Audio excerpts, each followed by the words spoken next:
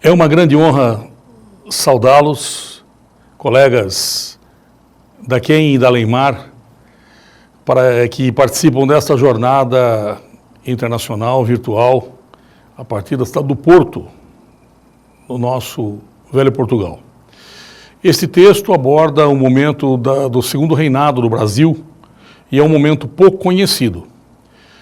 No dia 8 de maio de 1867, uma coluna expedicionária brasileira viu-se cercada na fazenda Laguna, no interior do território paraguaio, iniciando então uma retirada de 35 dias e noites, que só terminaria dia 11 de junho de 1867, às margens do rio Aquidauana, já território brasileiro. Dos 1.680 integrantes da coluna expedicionária brasileira que adentraram o território paraguaio e chegaram à fazenda Laguna, apenas 700 retornaram vivos ao território brasileiro. Os demais todos morreram por efeito da cólera, da fome e da ação do inimigo paraguaio, considerando que naquele momento o Brasil, a Argentina e o Uruguai compunham a tríplice aliança em estado de guerra contra o Paraguai.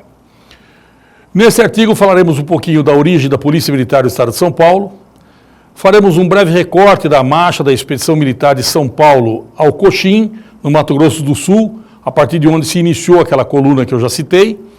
Falaremos da origem da coluna no Rio de Janeiro e lembraremos que essa coluna vai incorporar a integralidade dos efetivos do Corpo Municipal Permanente, que havia recentemente mudado de nome para Corpo Policial Permanente, que é o nome da atual Polícia Militar do Estado de São Paulo. A Guerra da Tríplice Aliança, ela foi abordada no Brasil por pelo menos 3 correntes de historiadores. Primeiro, os historiadores militares, aqueles que viveram a guerra ou que escutaram de quem fez a guerra as histórias sobre a guerra. É uma leitura bastante positivista, uma leitura ufanista, uma leitura que atribui ao papel dos aliados um papel glorioso na guerra. A partir dos anos 60, 70, 80, os historiadores marxistas impõem uma nova leitura para essa guerra da Tríplice Aliança, a que alguns chegam a dar o nome de genocídio americano, dizendo que havia interesse inglês na deflagração da guerra, que os ingleses tinham interesse econômico em aniquilar o Paraguai, que era um desafio à sua hegemonia na América do Sul, e que o Brasil, os aliados, etc., mataram crianças na guerra, mulheres, etc. Essa leitura ela vai ser substituída nos anos 90 pelos chamados historiadores diplomáticos, que são aqueles diplomatas com formação em história, que tiveram acesso aos arquivos do Ministério das Relações Exteriores do Brasil, em que fica evidente, por exemplo, que a Inglaterra não tinha interesse nenhum na guerra, mas para nós compreendermos o período, nós temos que recorrer a memorialistas, como Maria Paz de Barros e Alfredo Toné. A partir de 1932, os efetivos do Corpo Policial Permanente passam a ser atendidos no hospital chamado Corpo Fixo do Exército, que era a unidade do Exército aqui na capital de São Paulo. Em 1855, a partir de uma discussão sobre se podia ou não reforçar a alimentação dos policiais internos no Hospital do Exército, o diretor do Hospital do Exército dizia que não, e o comandante do Corpo de Permanente falava, não, eu tenho recurso, eu quero que o meu pessoal coma melhor. Essa discussão acabou levando à necessidade de a criação de um hospital próprio.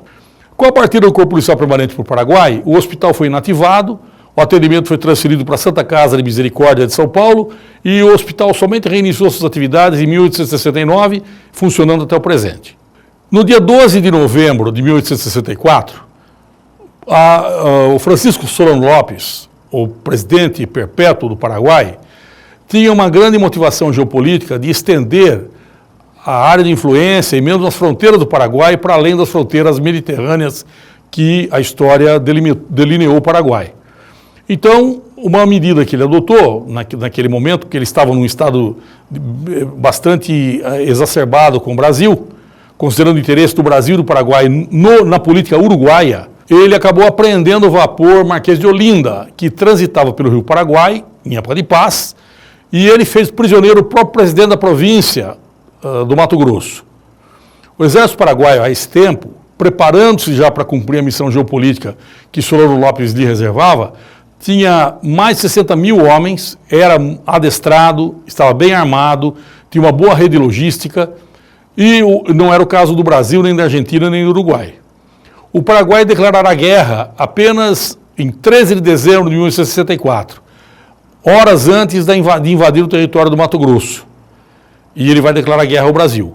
A guerra acabou envolvendo Uruguai, Argentina e Brasil, a chamada Guerra da Tríplice Aliança, causou 440 mil mortos, destruiu o Paraguai, posto que muitos mortos foram civis, e ela durou até 1870, portanto, o mais longo e mais amplo conflito que a América do Sul viveu desde o século XIX. O impacto da declaração de guerra de Solano Lopes sacudiu o Império do Brasil, que não tinha efetivo material, e nem armamento, e nem efetivo humano, para enfrentar aquele exército de 60 mil homens do Paraguai. O exército brasileiro tinha 18 mil homens apenas, em 1864, dispersos pelo território nacional, mal adestrados, mal armados. Então a primeira coisa que se fez foi determinar a organização de um efetivo de perto de 15 mil guardas nacionais, em diferentes corpos. A Guarda Nacional eram voluntários, eram civis que se voluntariavam para compor unidades em caso de necessidade da nação ou do Império. Em 7 de janeiro de 1865, considerando que a Guarda Nacional não demonstrava condições de atender ao reclamo da nação, sozinha, foi criado o Corpo de Voluntários da Pátria. O primeiro voluntário, o voluntário 01 do Corpo de Voluntários da Pátria, foi o próprio imperador Dom Pedro II. Em São Paulo houve um grande clamor pela guerra. Abriu-se um estande no Largo dos Curros, hoje Praça da República. Os estudantes da Faculdade de Direito passaram a adestrar-se em natação, em tiro, em hipismo, preparando para ir para a guerra. Naquele estado de ânimo,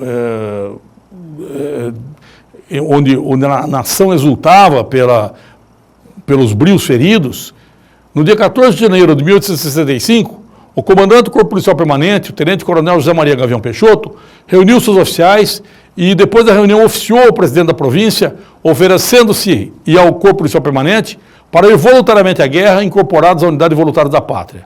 O oferecimento foi prontamente aceito, com muitos aplausos. O Corpo Policial Permanente foi enviado ao Porto de Santos, dia 25 de fevereiro, para aguardar embarque em navio. 3 dias antes, quando a retórica começou a mostrar lugar a efetiva partida para a guerra, ou seja, vai ter guerra mesmo, não é só discurso, um alferes dos permanentes pediu exoneração e o outro alegou problema de saúde, disse que não podia e acabou sendo exonerado também. 2 afecções oficiais horas antes da partida da expedição.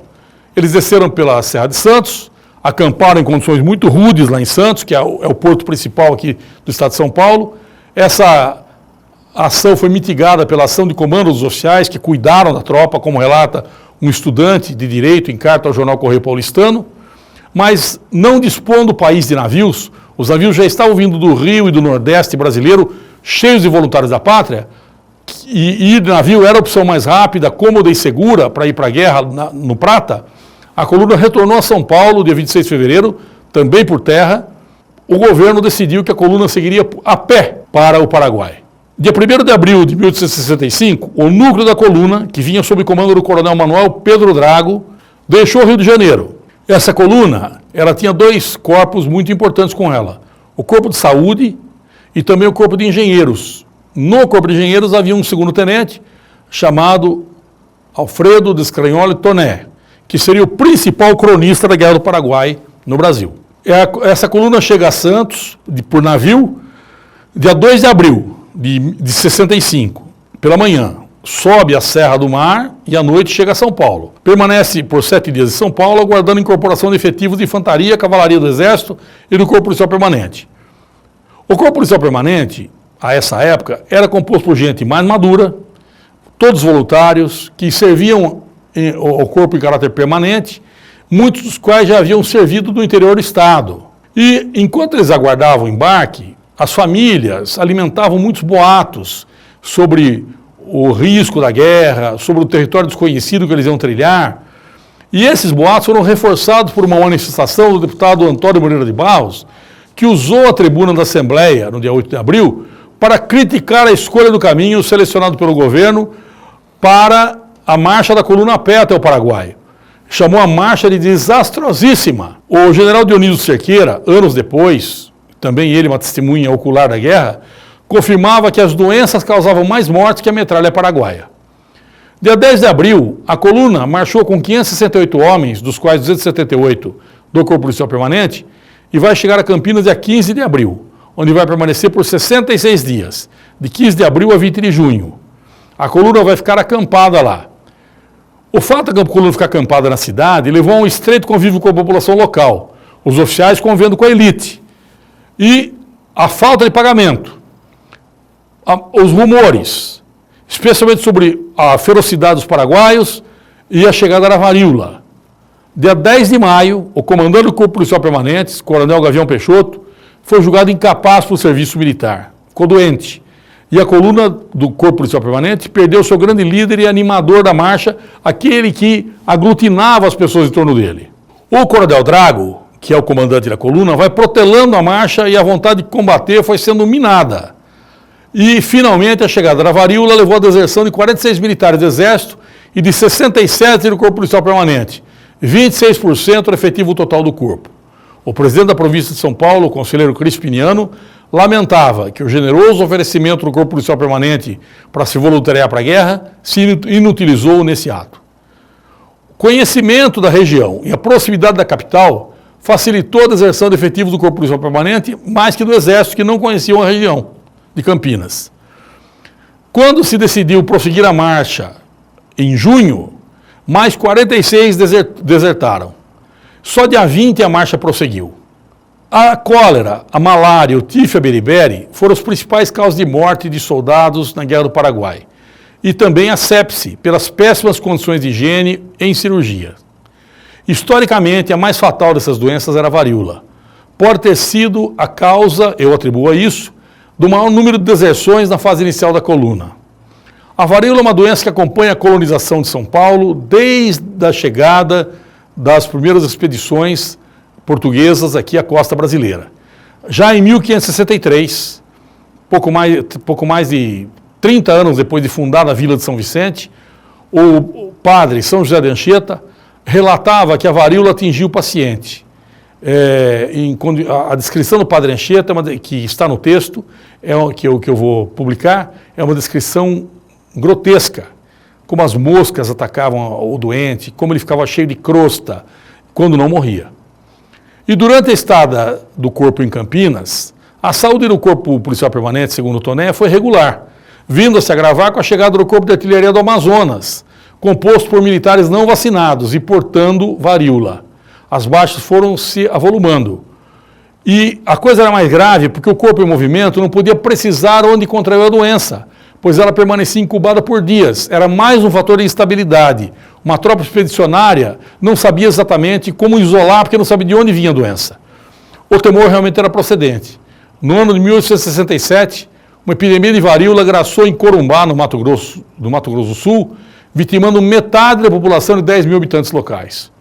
Embora a teoria microbiana já existisse nessa época, ainda ela não era dominante. E persistia no Brasil a ideia que vinha da medicina colonial, dos miasmas, dos ares carregados que vinham dos pântanos, etc.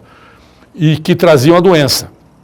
O sentido de castigo divino levava multidões às igrejas para pedir milagres, facilitando pelo ajuntamento de pessoas a difusão da epidemia. A terapêutica era completamente baseada em isolamento, higiene corporal e uso de métodos exóticos. Por exemplo, esfregar as feridas com gordura de lagarto branco. Como os resultados eram insatisfatórios, os herbalistas, os benzedeiros, os curandeiros disputavam com os médicos a primazia de tratar os doentes. Muitas vezes os doentes preferiam se tratar com curandeiro do que com médico. Embora a vacina já tivesse chegado ao Brasil, ainda na época do Brasil Colônia, em 1804, ela era dolorosa e difícil, porque ela era de braço a braço. Vacinava, formava pústula, a pessoa tinha que voltar uma semana depois, extraía o pus e com aquele pus vacinava outra pessoa. Só em 1864 se aderiu à vacinação por linfa animal, a partir da escarificação da pele. Mesmo assim, nem todos eram vacinados, não havia uma obrigatoriedade de vacina, muita gente não era vacinada. E os membros do Corpo Policial Permanente, que sobreviveram à marcha e à retirada da Laguna, participaram depois de todo o curso da guerra. Eu quero agradecer pela oportunidade e convido-os a a conhecer mais detalhes no texto que será publicado nessa jornada. Muito obrigado.